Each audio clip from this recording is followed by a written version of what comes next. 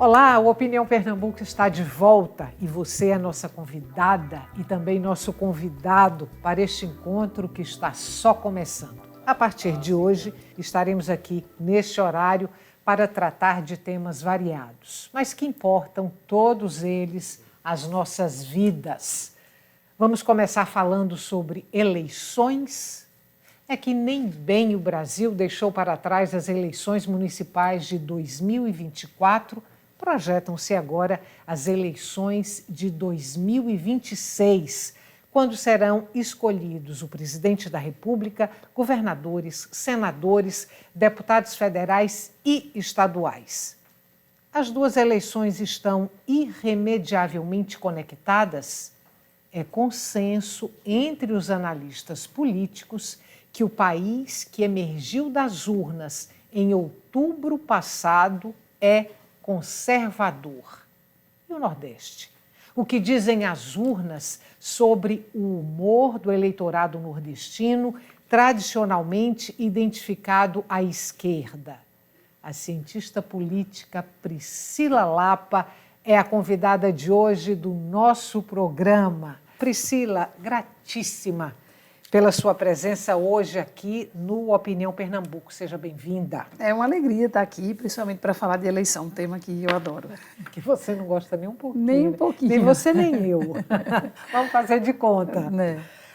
Queria começar te perguntando o seguinte.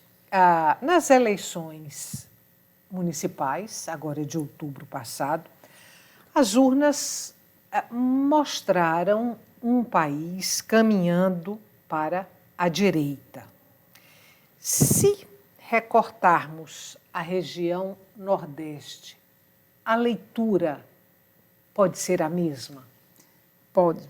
Na verdade, a gente tem alguns sentimentos muito latentes que emergem dessa eleição de 2024.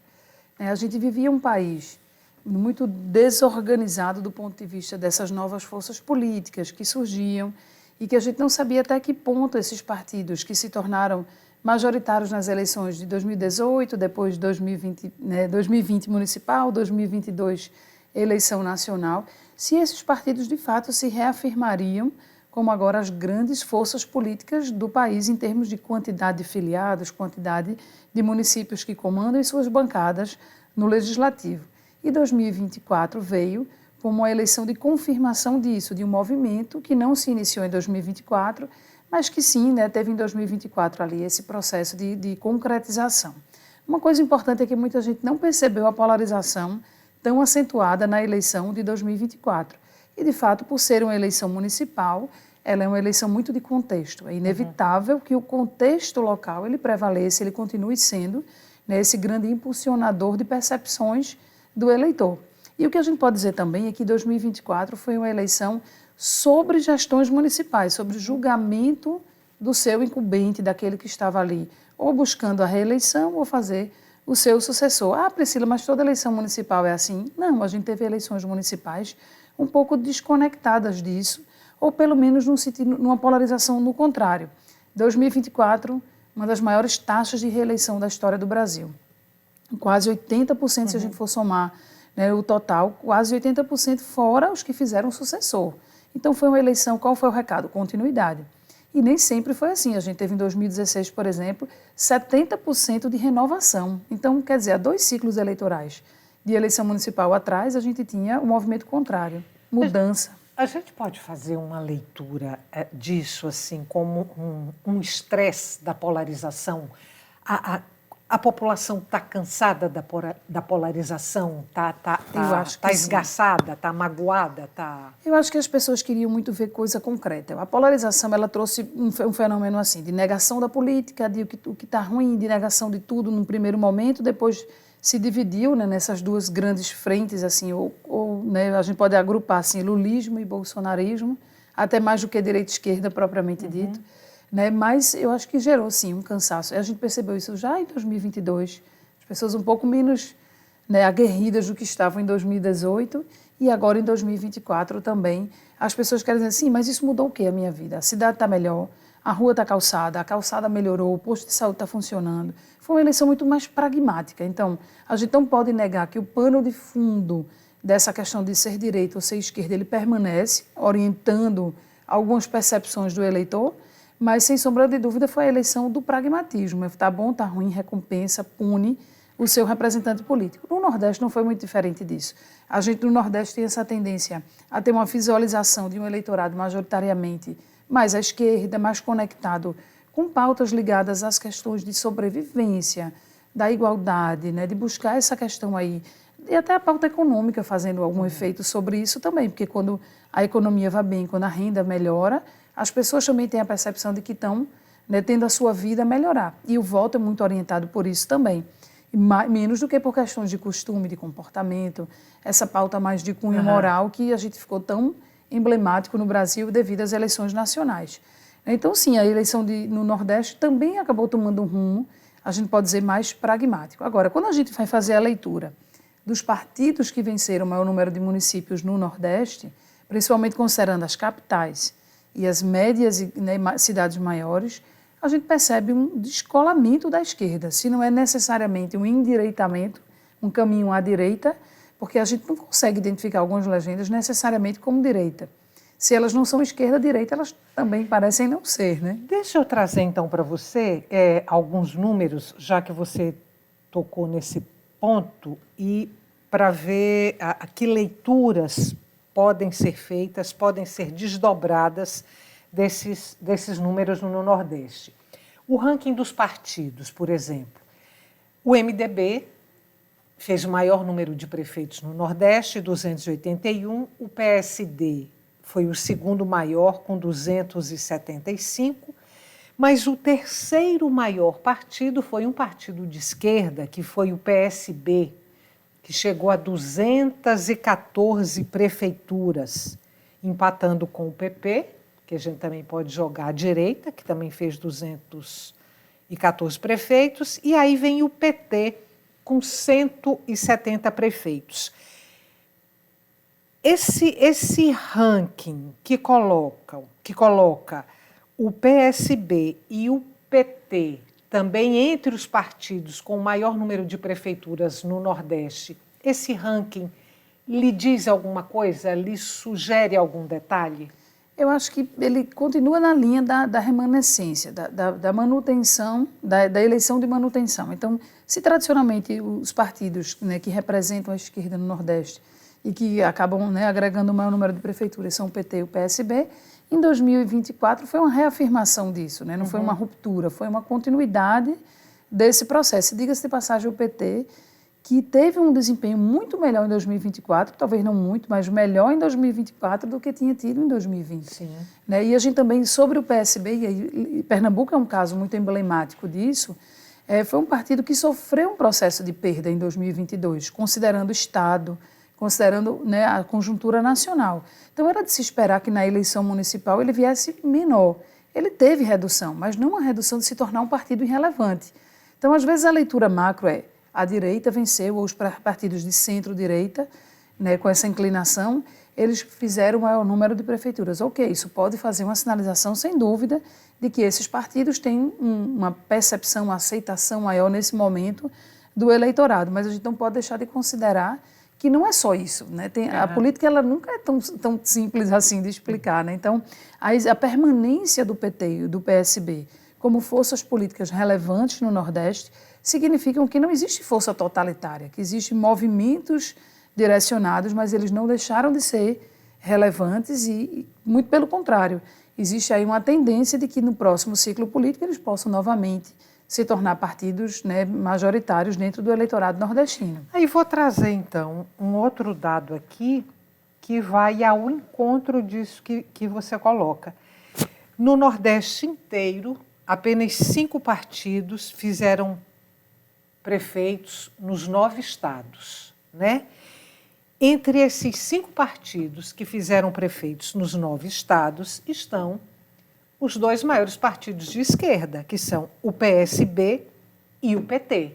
Eles estão lá, PT e PSB, com prefeitos em todos os estados nordestinos. Os outros são MDB, PP e republicanos. Diga-se de passagem, MDB, PP, republicanos, o próprio PSD, que foi nacionalmente, né, muito visualizado por esse grande número expressivo de prefeituras que fez no Brasil como um todo, são partidos que transitam, ora na base da direita, ora na base da esquerda. Eles não são o puro sangue, partidos que a gente pode... Até porque essa classificação no Brasil ela continua sendo extremamente complexa, né? A gente viveu aquele momento de ápice de 2018 e 2022, com PT e PL, né, demonstrando ali uma polarização claramente demarcada de direita e de esquerda, e parecia que todos os partidos tinham se organizado em torno de uma agenda mais programática, o que não é verdade.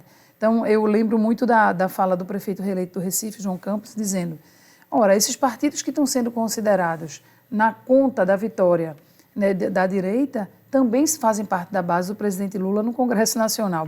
Boa parte deles, inclusive alguns com ministério. O Republicanos é um, que temos o ministro Silvio Costa Filho, que é pernambucano, e que está lá, né, como integrando um dos ministérios do governo federal. Então, essa arrumação da gente perceber assim, dessa divisão partidária, considerando a conjuntura, depende da lente que você vai colocar. Vai ser a lente nacional, vai ser a lente estadual, vai ser a lente municipal, e digo mais, vai ser a lente de 2024 ou a lente de 2026, porque as conjunturas, elas mudam. Agora, esse dado de que esses partidos fizeram prefeituras nesses 9 estados mostra que sim, apesar, e é necessário reconhecer isso, não só do ponto de vista da análise, mas né, essa cobrança que existe do meia-culpa da esquerda, dos erros cometidos, é imprescindível. Tem dados que alertam as capitais não terem candidatos competitivos do PT e do PSB na maior parte das vezes, né, principalmente indo para o segundo turno, é um alerta que deve sim mostrar para esses partidos um descolamento de uma agenda do eleitor, a necessidade de refletir sobre isso, mas nem por isso se tornaram partidos irrelevantes. E quem subestimar a força desses partidos pode também, num próximo ciclo, ser surpreendido. Vou trazer um último ponto para você, antes da gente fechar esse bloco. A impressão que eu tive é que houve um esforço muito grande, se não do PL ou do ex-presidente Bolsonaro, ou da extrema-direita, talvez mais do próprio ex-presidente Bolsonaro, em entrar no Nordeste, em capilarizar no Nordeste. E, no entanto, o PL, que é o partido do ex-presidente Bolsonaro, encolheu nessas eleições municipais em relação à eleição de 2020.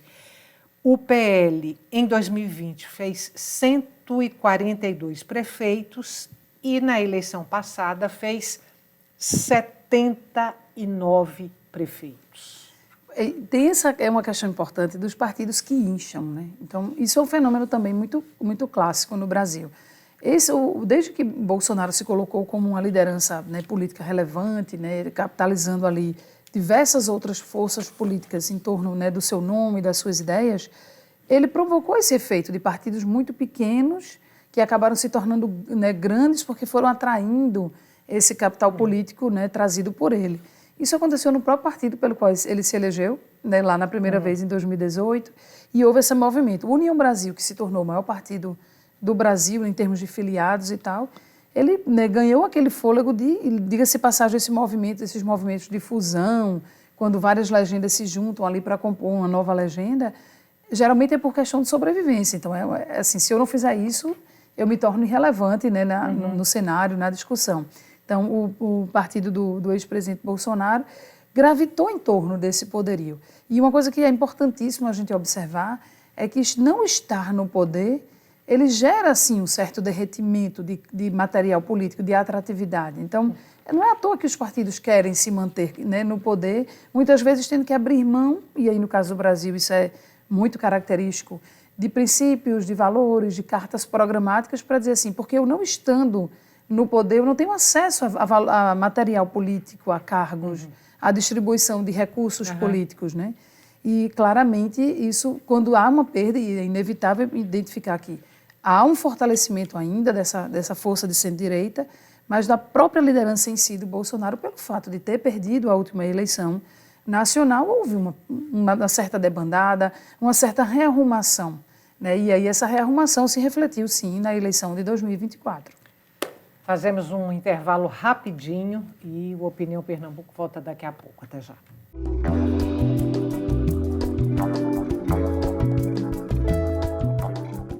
Com que cara, com que anseios, com que demandas o Nordeste emergiu das urnas nas eleições municipais de outubro passado?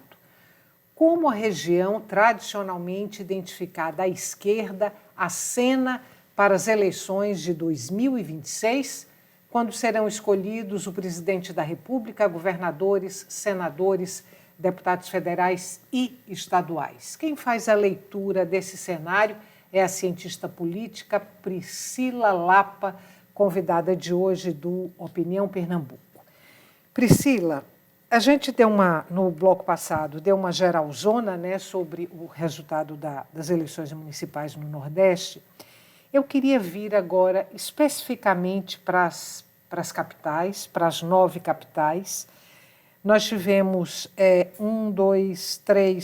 5 prefeitos eleitos em segundo turno, 4 eleitos em segundo turno. Mas eu queria começar pedindo para você analisar o que eu estou chamando de 2 fenômenos, que são o fenômeno João Campos, prefeito do Recife, reeleito em primeiro turno, do PSB, um partido à esquerda, reeleito com 78,12% dos votos, e o outro fenômeno, JHC, de Maceió, também reeleito, ele do PL, reeleito em primeiro turno, com 83,25% dos votos. O prefeito de Maceió, visto como um representante da extrema-direita no Nordeste, e João Campos como um representante da esquerda. E agora? Muito, muito legal esse fenômeno que está acontecendo de percepção. Lá em 2013, quando começaram aquelas jornadas que as pessoas foram para a rua, né, que diziam assim, o gigante acordou. Eu sempre gosto de olhar para o contexto atual, lembrando um pouco das sementes do que estavam presentes ali na conjuntura de 2013. Ali tinha uma negação da política, né? Uma ideia de que queremos a solução dos problemas coletivos sem a política, sem os partidos. Políticos não eram bem-vindos nas manifestações e depois isso foi transmutando e a gente chegou no fenômeno de capitalizar esse sentimento da negação da política na figura da direita, né? A direita soube capitalizar isso muito bem, até porque a gente vivia um ciclo político no Brasil mais à esquerda, do ponto de vista nacional, culminou com a questão de Lava Jato e tudo isso. E por que a gente está trazendo isso? Porque dali emergiu, né, uma nova percepção do eleitorado e várias pesquisas qualitativas, tanto de cunho eleitoral, como essas que avaliam governos, né, Datafolha e PESP, que permanentemente, ao longo dos mandatos, também vão lá e perguntam o que você gosta, o que você não gosta na gestão A, B, C ou D, trazem vários insights ali de perceber como o eleitor se tornou mais pragmático. É meio estranho dizer isso na era em que as pessoas se percebem mais politizadas e mais orientadas ideologicamente. A gente tem a sensação de que tudo é ideologia, que as pessoas fazem tudo motivadas. A escolha dá até, às vezes, com quem se relacionar no seu cotidiano, se a pessoa é da ideologia A, B, C ou D. Mas o eleitor, na verdade, no fundo, ele é muito mais pragmático do que ele manifesta na hora em que ele é perguntado: você é contra ou a favor do aborto? Você é contra ou a favor a legalização das drogas?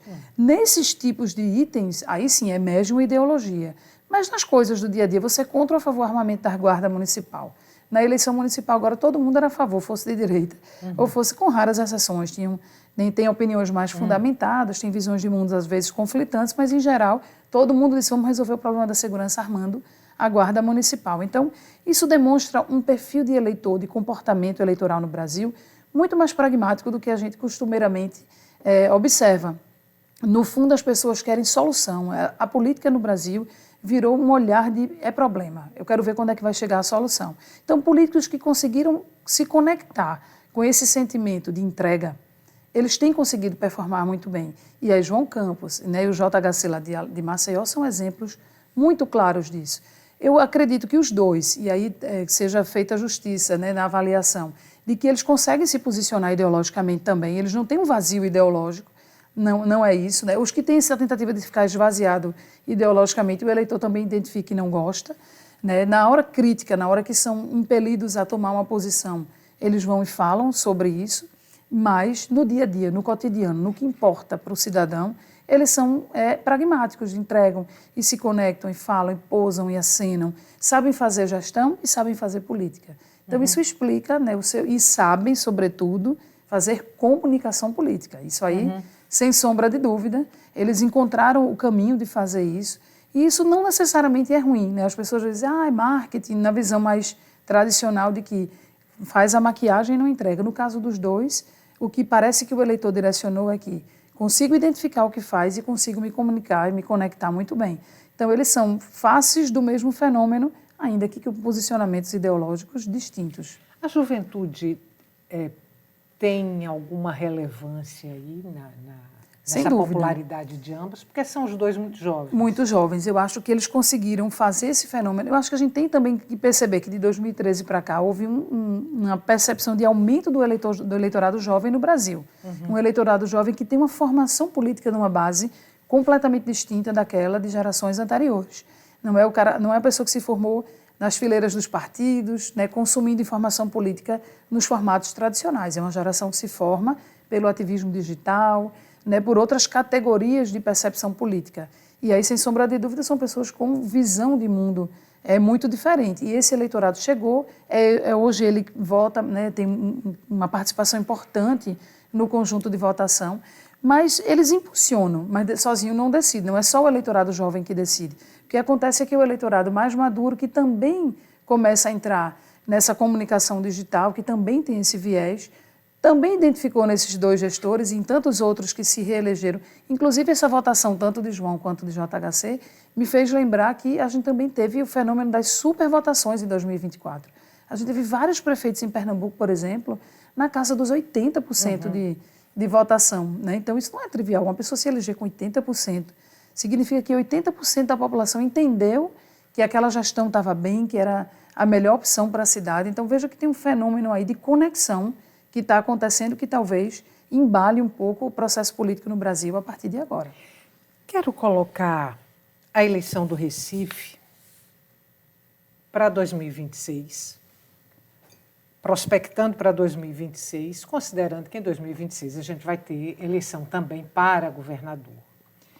E o cenário que se vislumbra é o prefeito eleito João Campos deixando a prefeitura para se candidatar ao governo do estado. E também se prospecta a candidatura da governadora Raquel, aí tentando uma reeleição. Pegando somente os dois partidos, o partido ao qual pertence Raquel e o partido ao qual pertence João Campos PSB e Raquel PSDB, se a gente for somar as prefeituras, dá quase um empate, o PSDB com 32 prefeitos, o PSB com 31 prefeitos. Vamos jogar isso para 2026. Tem algum peso, tem algum efeito? Dá para começar a contar com esse número de prefeituras? Por mais que o prefeito João Campos queira desconectar, é impossível você desconectar, né, uma eleição da outra. A eleição municipal ela é sempre preditora da eleição estadual. Agora, claro, a eleição estadual ela tem seus próprios contextos, porque ela é uma eleição mais conectada também com o cenário nacional. Então, eu diria que o que afasta 2024 de 2026 não é tanto a conjuntura nem municipal nem estadual, mas nacional. Vai depender como é que as forças políticas nacionalmente vão se organizar e vão fazer essa força de captação, né, dos partidos na base. Isso aconteceu em 2022. A aliança PT-PSB, por exemplo, foi decisiva no âmbito nacional, com a vinda de Geraldo Alckmin para ocupar. Ele veio primeiro para o PSB e veio ocupar né, a vaga de vice do presidente Lula, e isso gerou um efeito nos estados. Estados que cogitavam esses dois partidos não saírem juntos tiveram que fazer o casamento em nome dessa aliança nacional. Então, tem essa questão nacional. Agora, sem sombra de dúvida, foi um teste muito importante para a governadora. Por mais que haja agora toda a especulação sobre mudança de partido, a possibilidade dela ir ser lida em outro partido que também tem relevância dentro do contexto estadual. Né, que aí seria o PSD? Falam-se muito no PSD, ela não se pronunciou ainda publicamente sobre isso, mas veja, é uma pessoa que se elegeu dentro de um ciclo político que era longevo do PSB, houve a ruptura em 2022, E até então ela não tinha tido o teste eleitoral, né? Um ciclo político ele se reafirma muito por essa questão de passar pelo teste das urnas. E ela passou, ela conseguiu de um partido que era diminuto, de um partido que parecia estar se tornando de fato irrelevante, tanto refletindo um pouco o que acontece nacionalmente, mas era um partido que não conseguiu fazer a maioria dos deputados na Assembleia Legislativa, ou pelo menos uma bancada expressiva, quando ela se elegeu em 2022. E ela conseguiu fazer um grande número de prefeitos. Ainda que possa haver uma debandada desses prefeitos para outros partidos, mas é mérito dela de ter conseguido emprestar, né, a sua força política para fazer essa base. E ela tem uma base de onde partir, pode ter dissidências, mas ela tem uma base de onde ela parte para um projeto de reeleição. Da mesma forma, né, por mais que o prefeito negue essa possibilidade, né, quer dizer, ele não afirme essa possibilidade, mas ele também conseguiu, e aí é sim a popularidade dele, que fez com que o PSB, que é esperado que se tornasse muito menor, e ele não se tornou, ele se tornou um partido ainda extremamente competitivo. Então você tem duas forças políticas aí construídas, consolidadas, testadas, e que, sem sombra de dúvida, se capitalizam para um projeto estadual em 2026. Eu tenho 40 segundos para você, para a gente terminar o programa. E aí é para te pedir se isso é também, de qualquer forma, uma fotografia do Nordeste. É uma pesquisa da Quest, divulgada em outubro passado, uma projeção de uma eleição presidencial considerando Lula, Marçal e Tarcísio, governador de São Paulo. Lula ganha nesse trio, Lula ganha em todas as regiões brasileiras, mas o maior percentual de vitória é no Nordeste. No Nordeste, ele faria 44% dos votos, contra 25% no Sul, 25% no Sudeste e 34% no Centro-Oeste e no Norte. É uma fotografia do Nordeste, de qualquer forma, do eleitorado nordestino? Sim, e até porque é um governo que, assim como nos outros mandatos, direciona recursos, esforços, políticas públicas para o Nordeste, inclusive dialogando com governadores das mais diversas linhas políticas. Então, sim, é um aceno, e eu acho que o Nordeste, independente do que vai acontecer em 2026, tem uma tradição e tem uma conexão maior com essa pauta apresentada pelo presidente Lula. Muito obrigada. Volte outras vezes. Eu que agradeço. É muito assunto, eu sempre estou à disposição. Volte outras vezes, porque assunto não vai faltar para a gente. Vamos lá. Obrigada pela sua companhia.